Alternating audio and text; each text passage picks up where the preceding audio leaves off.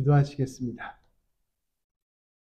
하나님 아버지 감사합니다. 오늘도 변함없이 저희를 은혜의 자리, 말씀의 자리로 불러주시고 주님 앞에 나올 수 있도록 허락하여 주시니 참으로 감사드립니다. 하나님 아버지 이 시간 이 모든 예배를 통하여 우리 모두가 주님 바라보게 하여 주시고 특별히 말씀을 통하여 주님의 음성을 듣는 귀한 시간 될 수 있도록 인도하여 주옵소서. 말씀이 선포될 때 우리의 심령이 치유되게 하시고 말씀이 선포될 때에 주님 바라보게 하여 주시며 말씀이 선포될 때에 우리가 하나님이 원하시는 삶으로 결단하게 되는 귀한 역사를 이루어 주옵소서.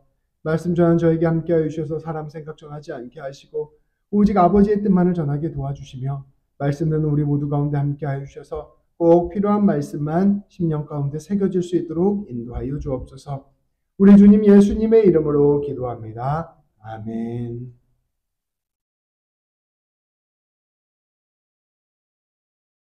우리 그리스도인들에게 있어서 역사상 가장 중요한 사건 하나를 뽑아보라 한다면 어떤 사건을 뽑으시겠습니까? 세상 사람들은 여러 가지 역사를 바꿀 만한 사건들을 뽑을 수 있을 텐데요. 우리 그리스도인들에게 있어서는 단연코 예수님이 부활하신 사건입니다. 예수님의 부활을 우리가 기억하고 그 예수님의 부활을 삶의 중심으로 놓고 살아가는 사람, 이런 사람들을 바로 그리스도인들이라고 합니다. 예수님께서 부활하심으로 모든 것은 달라졌습니다. 예수님께서는 부활을 통하여 모든 죄와 악의 권세를 이기셨습니다. 모든 절망을 이기셨습니다. 예수님께서는 죽음을 생명으로 바꾸셨습니다. 이 모든 승리를 예수님을 믿고 따르는 성도들에게 선물로 주신 것입니다. 인생을 살아가다 보면 우리가 어둠 속에 둘러싸이는 것 같은 느낌이 들 때가 있어요. 그리고 결국 우리의 인생이 죽음으로 달려가는 것 아닌가 하는 생각이 들 때가 있습니다. 이 삶 가운데서 우리가 소망을 발견할 수 없는데 예수님의 부활이 우리의 마음 가운데 새겨지고 우리 예수님의 부활을 믿음으로 붙들고 나아가게 되면 그 어둠의 길에 빛이 새기게 되고 암흑과 같은 세계에서 우리가 나아갈 길들이 펼쳐지게 되는 것입니다. 부활은 그리스도인들에게 있어서는 어떤 신화나 상징이 아닙니다. 우리 그리스도인들에게 있어서 부활은 오늘 우리의 삶에서 펼쳐지는 현실이면서 동시에 영원히 바라보게 되는 소망입니다. 성도 여러분, 예수님의 부활이 내 삶 가운데, 믿음 가운데, 생각 가운데 얼마나 큰 비중을 차지하고 계십니까? 예수님께서 부활하셨던 그 사실이 내 마음속에 정말 중심이 되고 계십니까? 우리 한번 그것을 다시금 생각해보며 오늘 말씀 붙들고 나아가는 우리 성도님들 되시기를 축복합니다. 우리 예수님께서는 부활하신 뒤에 가장 먼저 막달라 마리아를 만나셨습니다. 그리고 그 다음에 이어서 예수님의 제자들을 만나셨습니다. 그리고 이 제자들에게 내가 부활했다는 것을 보여주시고 이 부활이 이 제자들에게 어떠한 의미가 되는지를 보여주셨습니다. 예수님께서 제자들에게 부활하신 몸을 선물로 주신 것입니다. 예수님께서 부활하신 것은 바로 예수님을 믿고 따르던 사람들에게 예수님의 은혜를 전해주기 위한 것이었습니다. 예수님께서는 부활하심으로 자기 자신과 부활 생명을 이 제자들에게 그리고 오늘 우리들에게 선물로 주셨습니다. 오늘 말씀 19절 20절 말씀을 우리 함께 먼저 보도록 하겠습니다. 우리 같이 봉독하도록 하겠습니다. 이날 곧 안식 후 첫날 저녁 때에 제자들이 유대인들에게 두려워하여 모인 곳에 문들을 닫았더니 예수께서 오사 가운데 서서 이르시되 너희에게 평강이 있을지어다. 이 말씀을 하시고 손과 옆구리를 보이시니 제자들이 주를 보고 기뻐하더라. 예수께서 또 이르시되 너희에게 평강이 있을지어다. 아버지께서 나를 보내신 것 같이 나도 너희를 보내노라. 아멘. 예수님께서는 금요일에 돌아가셨습니다. 우리 성금요일 이렇게 함께 기리잖아요. 금요일에 돌아가시고 3일 만에 그래서 금토일 이렇게 해서 주일 새벽에 부활하셨습니다. 우리가 이렇게 주일날 예배를 드리는 것은 예수님께서 주일에 부활하셨기 때문입니다. 그래서 우리가 부활을 기념하면서 주일 예배를 드리는 것이죠. 근데 이제 오늘 말씀 19절에 보면 이렇게 나와 있어요. 안식 후 첫날. 이 유대인들의 안식일은 토요일이었습니다. 그러니까 토요일 다음날 첫날이니까 일요일, 그 주일을 말하는 것이죠. 이 주일 저녁 때에 예수님께서 제자들을 만나러 오신 것입니다. 새벽에 부활하시고 그날 저녁에 이 제자들이 모여 있는 곳에 예수님께서 짠 나타나셨습니다. 그런데 이 제자들은 당시 어떤 마음을 가지고 있었을까요? 자신들이 믿고 따르던 예수님이 십자가형에 처해졌습니다. 이게 공식적으로 유대인들에게 있어서는 하나님께 저주를 받은 형벌이고요. 또 로마인들에게 있어서는 로마에 반역한 형벌입니다. 그러니까 이 예수님의 제자들 빼고 모두가 이 예수님의 적이었던 거예요. 얼마나 마음이 두렵고 불안해요. 자기들도 예수님처럼 끌려나가서 처형당할 수 있다.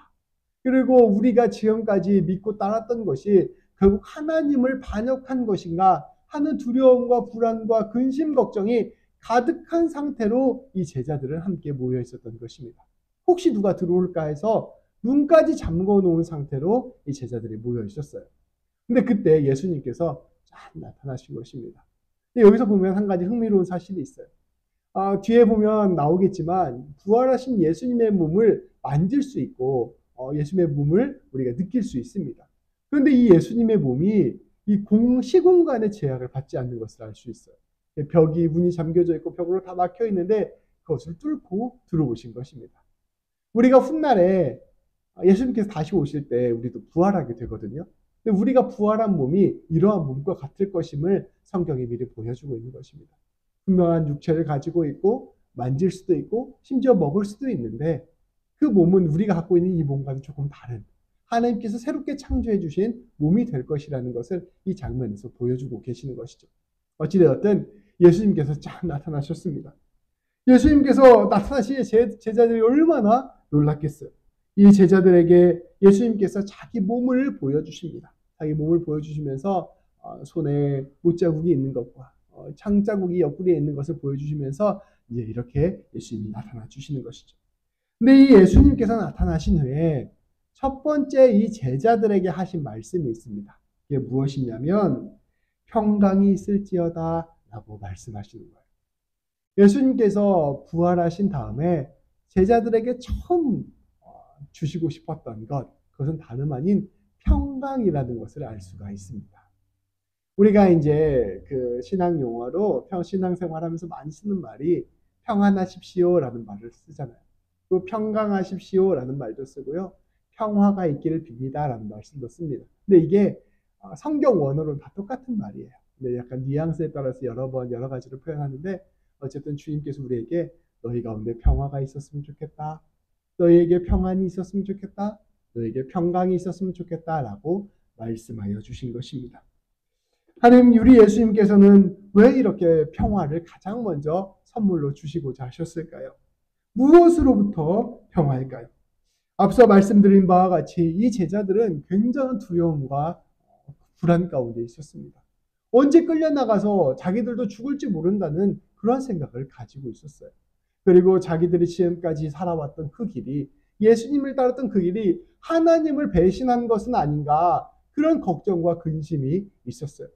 우리가 같이 이렇게 새벽교회를 막 다니고 있는데 어느 날 이 새벽교회가 이단이라고 하는 거예요. 그럼 우리가 얼마나 갑자기 마음이 불안해지겠어요. 이런 것과 비슷한 거죠. 이런 마음들이 제자들 안에 있었던 것입니다. 그런데 제자들에게 나타나서 평화를 선포하십니다. 아니다. 너희가 지금 걸어간 그 길 맞는 길이었다. 옳은 길이었다. 그리고 이제부터는 내가 너희를 지켜줄 것이다. 이제부터는 내가 너희를 보호해 줄 것이다. 이제부터 내가 너희를 책임져 줄 것이다.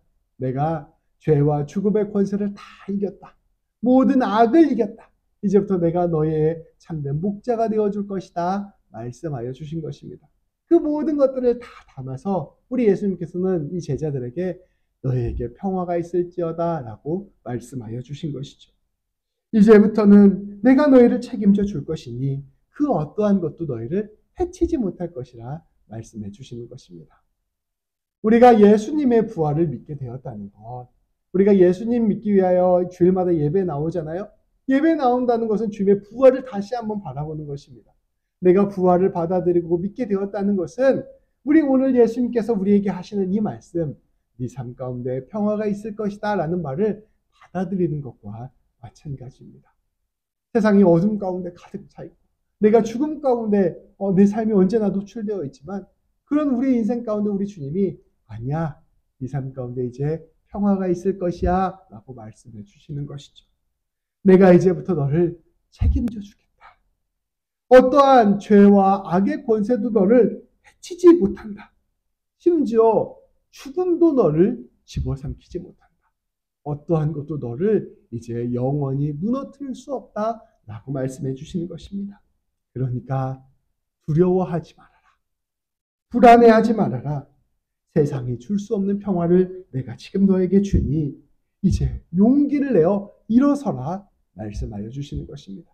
오늘 말씀에 보면 우리 예수님께서 평화가 있을지어다 2번이나 말씀하세요.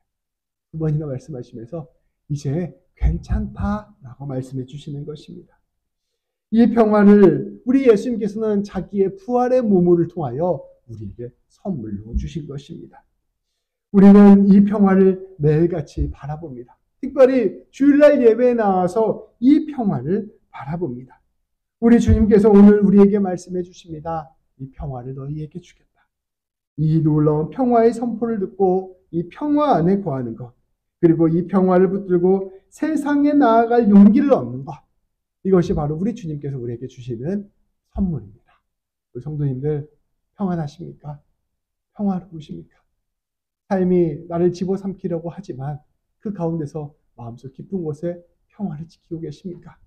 우리 주님께서 오늘 부활한 몸으로 평화를 주십니다. 그 평화를 믿음으로 받으시기를 주님의 이름으로 축복합니다. 계속해서 22절부터 22절, 23절 말씀을 우리가 함께 봉독하도록 하겠습니다. 이 말씀을 하시고 그들을 향하사 숨을 내쉬며 이르시되 성령을 받으라. 너희가 누구의 죄든지 사하면 사하여 줄 것이요 누구의 죄든지 그대로 두면 그대로 있으리라 하시니라. 아멘. 예수님께서 첫 번째로 우리에게 평화를 주셨습니다. 두 번째로 우리 예수님께서 우리에게 주시는 것은 성령님입니다. 예수님께서 오시더니 아까 방금 그 말씀을 하시고 숨을 한번 내셨어요. 내쉬고 말씀하시기를 성령을 받으라 라고 말씀하셨습니다. 이 숨이라는 단어랑요, 영혼이라는 단어가 같은 단어예요. 우리 하나님께서 사람을 창조하실 때 흙으로 사람을 이렇게 비추시고요. 그 사람의 코에다가 생기를 불어 넣으셨어요. 그랬더니 사람이 이제 살아있는 몸이 되었습니다. 그때 그 내어주신 그 숨이 바로 이 생기, 이것이 바로 영혼과 같은 원어거든요. 그러니까 우리 주님께서 우리에게 생명을 주시고 우리에게 생기를 주셨을 때 우리가 진실로 사는 영혼이 있는 몸 육체가 되는 것입니다. 근데 우리 예수님께서 새로운 영을 주신 거예요. 근데 이 새로운 영은 그저 사람의 영혼이 아니라 하나님이신 성령님을 우리에게 불어넣어 주신 것입니다. 성령님을 우리 안에 주시고 이 성령님을 통하여 앞으로 살아가라 라고 말씀하여 주시는 것입니다. 성령을 받으라. 이 성령님께서 하시는 일이 무엇입니까? 여러 차례 말씀드렸지만 우리 성령님께서 하시는 일의 가장 핵심적인 일은 다름 아니라 예수님 믿게 하는 것입니다. 부활을 믿게 하고 그 부활의 의미를 받아들이게 하는 것입니다. 성령님께서는 우리 가운데 부활을 늘 깨닫게 하시고 부활의 삶을 살게 하십니다. 더 나아가 이 성령님을 통하여 권능에 붙들린 삶, 성령님을 통하여 은혜에 붙들린 삶을 우리에게 선물로 주시는 것입니다. 우리 예수님께서는 이어지는 말씀을 통하여 이 성령 충만한 삶이 무엇인지를 간단히 설명해 주셨습니다. 예수님께서는 이렇게 말씀하십니다. 너희가 누구의 죄든지 용서해 주면 그 죄가 용서받게 될 것이요 누구의 죄든지 용서해 주지 않으면 그대로 남아있을 것이다. 이 말은 이런 뜻입니다. 성령 충만함을 받은 사람이 보이게 되는 가장 특징이 무엇일까요?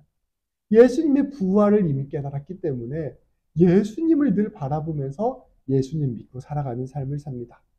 그러면서 동시에 어떠한 삶을 사냐? 그 예수님을 전하는 삶을 살게 됩니다. 우리가 성령님이 충만하게 되면 부활을 통하여 예수님을 알게 되고 자연스럽게 그 예수님을 전하는 삶을 살게 되는 것이죠. 그래서 우리가 만나는 사람마다 예수님 전하게 되는 것입니다. 예수님이 당신의 죄를 용서하여 주셨습니다 라고 그것을 알려주는 것이죠. 그 말을 간단히 이렇게 표현한 것입니다. 너희가 누구의 죄든지 용서해 주면, 그러니까 우리가 누군가를 용서해 주는 것을 뜻하기도 하지만 이거 조금 더 깊게 들어가서 너희가 누구든지 용서함을 받을 수 있도록 예수님을 전해주면, 이런 뜻이에요. 누구든지 그가 용서함을 받을 수 있도록 예수님을 알게 해주면 그 사람이 예수님의 보혈로 말미암아 성령을 받고 예수님의 보혈로 말미암아 용서함을 받게 될 것이다 라는 뜻입니다. 그런데 너희가 누구든지 네 앞에 있는 사람에게 예수님 전하지 않으면 그 사람이 용서함을 받지 못하게 될 것이다 라는 뜻이에요. 그래서 앞서 우리 21절에 이렇게 말씀하시잖아요. 내가 너희를 보낸다. 내가 너희를 성령 충만함 가운데 거하게 해서 세상 가운데 보낼 테니 너희가 그 성령 충만함의 권능을 힘입어서 가는 곳마다 내 이름을 전하고 죄사함을 전하여 수많은 사람들이 용서함을 받고 하나님 알게 하도록 네가 그 일들을 감당해야 된다라고 말씀하여 주시는 것입니다. 우리 주님께서 우리에게 이러한 능력을 선물로 주신 것입니다. 우리 주님께서는 우리에게 성령님을 권능으로 주셨습니다. 그 권능을 주신 것은 다름 아니라 우리가 먼저 예수님을 알고 우리가 사는 삶의 자리에서 예수님 전하는 삶으로 세워져라 라고 말씀하여 주시는 것이죠. 이 이야기는 사실 성경 전체의 이야기와 일맥상통합니다. 우리가 계속해서 지금 구약 이야기 나누고 있는데요. 구약에서 계속해서 하나님이 하시는 말씀이 있습니다. 내가 너를 복으로 세우겠다. 내가 너를 통하여 복을 흘러 넘치게 하겠다. 내가 이스라엘 민족을 제사장 민족으로 세우겠다. 이 이스라엘을 통하여 이 땅 가운데 하나님을 드러내겠다. 하나님의 사람이 된 사람, 하나님의 영에 사로잡힌 사람은 먼저 복이 됩니다. 그래서 다른 말로 하면 성령 충만한 사람이 되는 것입니다. 그것을 다른 말로 하면 하나님을 먼저 아는 사람, 하나님의 은혜를 먼저 누리는 사람이 되는 것입니다. 그래서 그것을 가지고 세상 가운데 복을 흘러넘치게 하는 사람, 하나님을 전하는 사람, 예수 그리스도의 그 사랑과 용서를 전하는 사람이 되는 것입니다. 그 성령 충만함을 가지고 이 세상을 주님이 원하시는 모습으로 빚어가는 사람이 바로 우리 주님께서 부활을 통하여 붙들어 주신 사람이라는 것입니다. 귀한 성도 여러분, 우리 주님은 우리에게 부활을 통하여 성령님을 주셨습니다. 성령님이 우리 안에 거하시면 우리는 놀라운 은혜에 사로잡히는 삶을 살게 됩니다.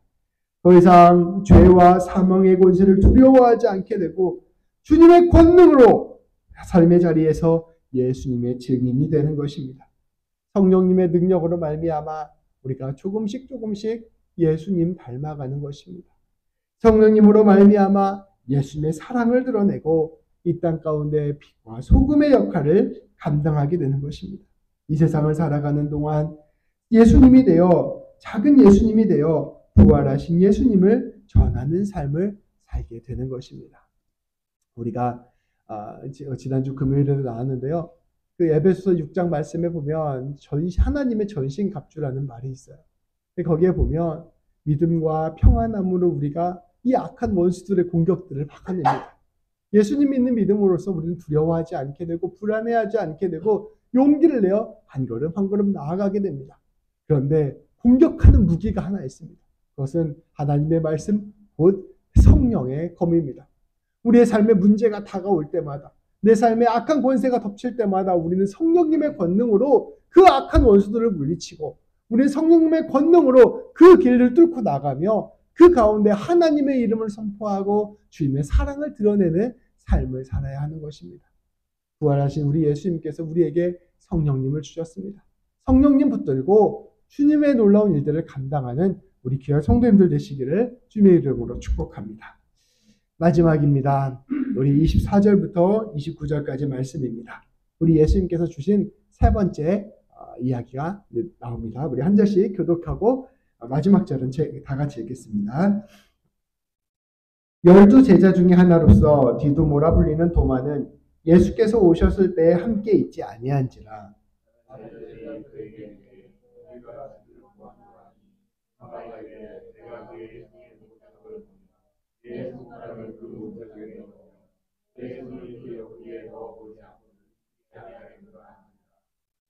여드레를 지나서 제자들이 다시 집 안에 있을 때 도마도 함께 있고 문들이 닫혔는데 예수께서 오사 가운데 서서 이르시되 너희에게 평강이 있을지어다 하시고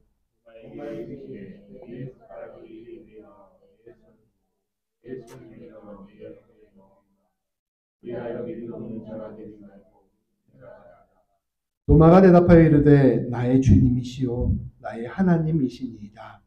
예수께서 이르시되 너는 나를 본고로 믿느냐 보지 못하고 믿는 자들은 복되도다 하시니라. 아멘. 예수님의 제자 중에 도마라는 사람이 있었습니다. 토마스, 알죠?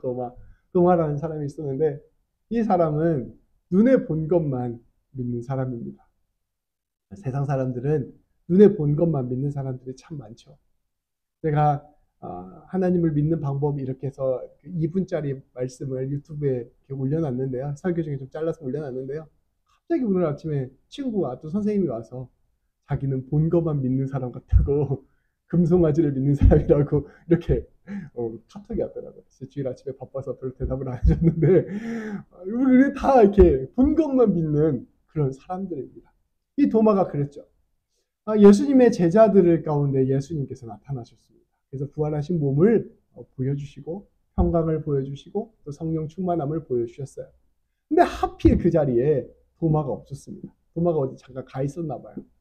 이제 도마가 돌아왔는데 이 제자들이 얼마나 난리가 났겠어요. 그래서 도마한테 예수님이 부활하셨다. 내가 그 못자국 받고 그 창자국 받다. 예수님이 우리에게 평강을 주시고 성령님을 주셨다. 막 얘기를 하니까 도마가 시큰둥한 겁니다. 얘들이 슬픔이 너무 커져서 두려움과 불안이 너무 커져서 헛것을 받구나. 환상을 받구나. 그래서 나한테 이렇게 얘기하는구나 라고 생각을 한 것이에요. 도마가 이렇게 말합니다. 너희가 본 게 환상일 수도 있고 헛것일 수도 있어. 그러니까 나는 직접 그 못자국 난 곳에 내 손으로 만져보지 않고 또 옆구리 그 창자국에 내 손을 집어넣지 않고서는 나는 믿지 못하겠다라고 이야기를 합니다.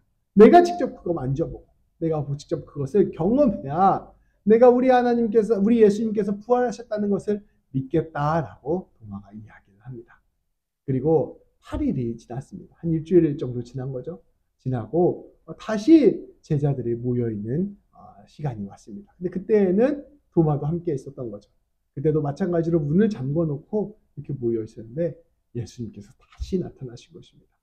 예수님께서 다시 나타나셔서 처음 말씀하셨던 것처럼 평강이 있을지어다 라고 말씀하시면서 나타나셨어요. 그리고 이제 도마에게 갑니다. 도마에 가서 얘기하는 거죠. 네, 손에 있는 목자락 목구멍에 손가락 빨리 넣어봐. 그리고 옆구리 딱 드러내 주시면서 자, 내 옆구리 창 들어간 네 자리에 손을 빨리 넣어봐. 그래서 네가 믿음 없는 사람 되지 말고 믿음 있는 사람 되어라 라고 예수님께서 말씀하십니다. 그때 도마가 얼마나 놀랐을까요? 예수님이 다시 부활해서 나타난 것만으로도 놀라운데 그 예수님께서 자기가 한 말을 다 알고 있었던 거예요. 손가락에 넣어봐라. 못자국에 넣어봐라 라고 말씀하시고 함께 넣어보게 하시니 얼마나 이 도마가 놀라고 충격에 빠졌을까요? 그때 도마가 그 자리에서 예수님께 고백합니다. 나의 주님이시요 나의 하나님이십니다. 부활을 믿고 나아가 우리 예수님이 메시아요 하나님이시라는 사실을 고백하게 된 것입니다. 근데 우리 예수님께서 그때 유명한 말씀을 하십니다. 너는 나를 보았기 때문에 믿느냐? 보지 못하고 믿는 자들은 복이 있도다. 우리한테 하시는 말씀이죠. 너희는 만지지 못해도 믿어야 된다라고 말씀하여 주시는 것입니다. 부활하신 예수님께서 제자들에게 주신 세 번째 선물은 다름 아닌 믿음입니다. 믿음. 근데 단지 믿음이 아니고요. 그 믿음의 깊은 곳에 무엇을 가르쳐 주셨냐면 사랑을 가르쳐 주셨어요. 사랑을 믿게 하는 믿음이었습니다. 저는 그렇게 생각합니다. 도마가 예수님의 손에 박혀있는 구멍난 그 구멍에 손가락을 넣었을 때 또 이 창에 뚫려진 그 창자국에 손을 넣었을 때 어떠한 심정이었을까요? 근데 넣었을 때 이제 팩트 체크 됐어. 이제 나 믿을 수 있을 것 같아. 이런 마음이었을까요? 아니면 그 예수님의 못자국에 손가락을 넣으면서 창자국에 손을 넣으면서 얼마나 미안한 마음과 고마운 마음이 안에서 벅차올랐을까요? 저는 주는 그리스도이십니다. 주는 하나님이십니다. 라고 이야기하는 그 도마의 고백은 내가 이제 예수님 믿게 됐어요. 예수님이 이제 살아있는 거 알게 됐어요. 예수님이 부활했는 게 알게 됐어요. 이런 차원의 고백이 아니라고 생각합니다.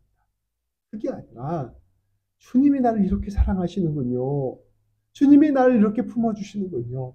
주님이 나를 이렇게 용서해 주시는군요. 라는 것을 깨달은 고백입니다. 머리로 아는 것과 마음으로 느끼는 것은 완전히 다른 이야기입니다. 예수님의 실제 그 몸을 만지면서 우리 주님이 나를 이렇게 사랑하시는구나라는 것을 철저히 깨달음으로써 우리 주님이 나의 하나님이십니다라고 고백하게 된 것입니다.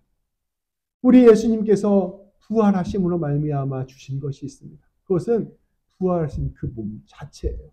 몸을 우리에게 선물로 주셨습니다.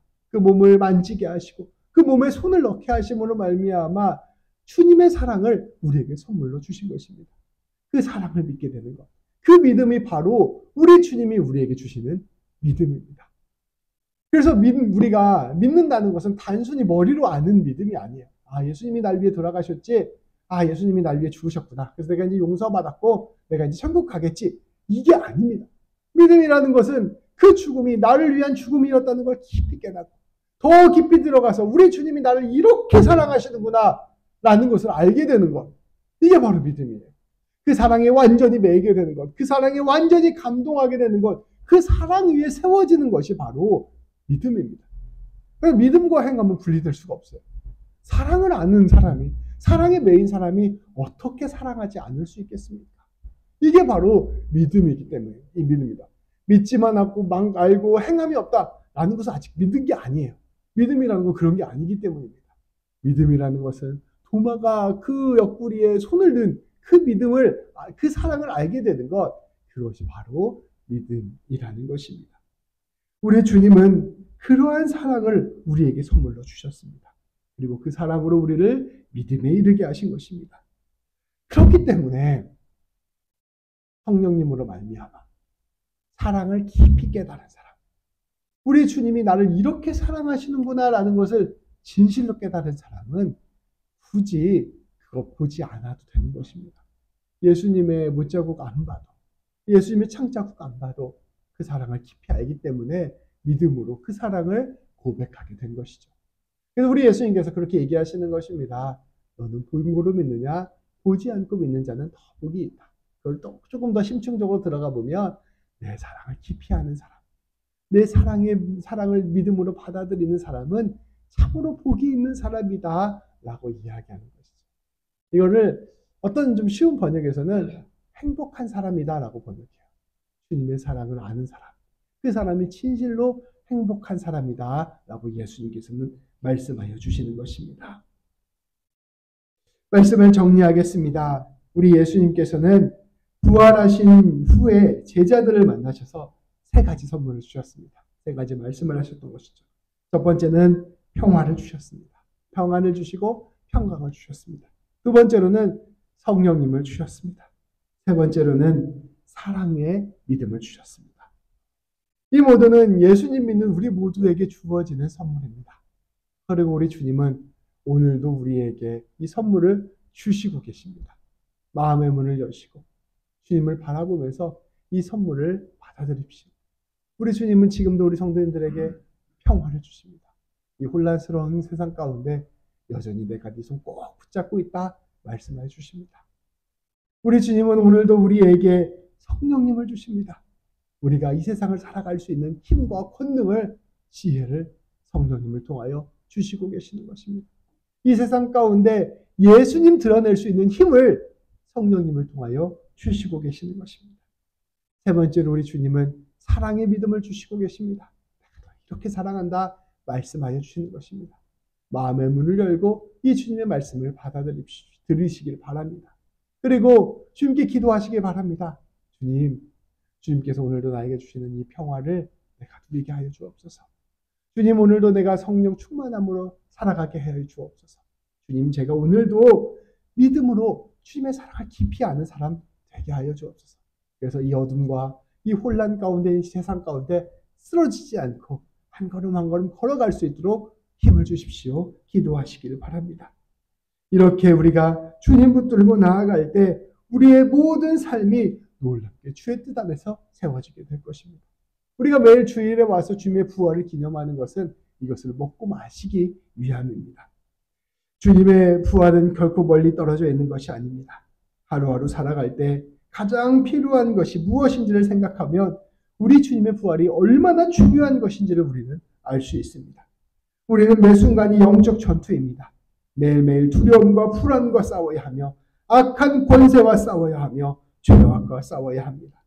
이러한 삶에서 부활하신 예수님을 붙드는 것이 무엇보다 중요합니다. 귀한 성도 여러분, 부활을 붙들고 나아갑시다. 부활로 승리합시다. 부활하셔서 지금도 살아계시는 우리 예수님께서, 지금도 우리를 다스리시는 예수님께서 우리를 끝까지 도우시고 책임져 주실 것입니다. 기도하시겠습니다.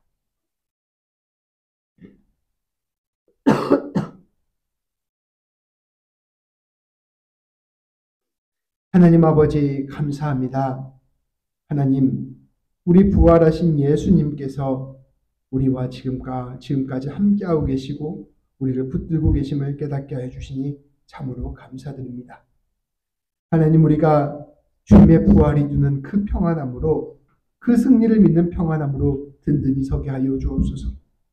주님이 주시는 그 성령 충만함의 능력으로 악한 권세들과 싸워 이기게 하여 주옵소서. 오늘도 모든 것을 내어주시는 주님의 사랑으로 그 믿음을 붙들게 하여 주시고 새 힘을 얻어 승리할 수 있도록 인도하여 주옵소서. 우리 귀한 성도님들 한 주간 살아갈 때 우리 예수님 붙들고 결코 낙심하지 않게 하시고 무너지지 않게 하여 주시고 오직 예수님 붙들고 승리하게 되는 모든 삶 살아갈 수 있도록 인도하여 주옵소서. 우리 성도님들이 가는 곳마다 예수의 향기 풍겨나게 하시고 성도님들이 가는 곳마다 사람 살아나게 하여 주시고 성도님이 가는 곳마다 주의 놀라운 일들이 일어나게 하여 주셔서 이번 한 주도 주의 복과 은혜를 흘러넘치게 하고 이번 한 주도 주의 놀라운 일들을 드러내는 귀한 한 주의 삶 살아갈 수 있도록 주님 붙잡아 주시고 인도하여 주옵소서.